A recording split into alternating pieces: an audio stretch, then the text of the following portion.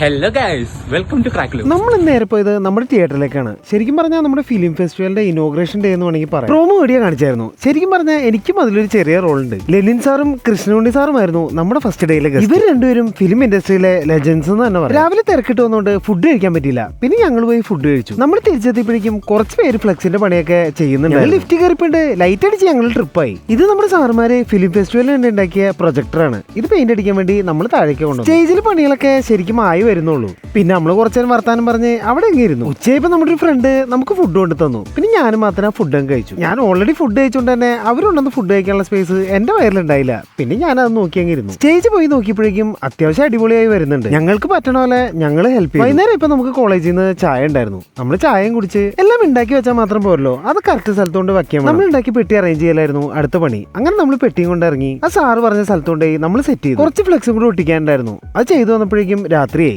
ഇത് നോക്കി എന്റെ ആത്മാർത്ഥത ആരും കാണാതെ പോകരുത്.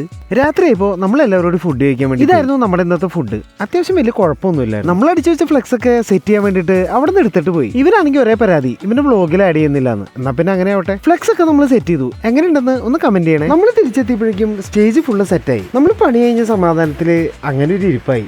പിന്നെ നല്ല ടയേർഡുമാണ്. ഇതാണ് സ്റ്റേജിന്റെ ഫൈനൽ ലുക്ക്. ശരിക്കും പറഞ്ഞാൽ ലൈറ്റ് കിട്ടിയപ്പോഴേക്കും നല്ല കളറായി. പണിയൊക്കെ കഴിഞ്ഞ് തങ്കു എന്നെ വീട്ടിൽ കൊണ്ടുപോയി ഡ്രോപ്പ് ചെയ്തു. നല്ല ടയേർഡായതുകൊണ്ടാണ് എന്റെ ശബ്ദത്തിലൊരു എനർജി കുറവ്. അത് അടുത്ത ദിവസം ഞാൻ തിരിച്ചുകൊണ്ടുവരാൻ ശ്രമിക്കാം. അപ്പോൾ ഓക്കെ, ബൈ.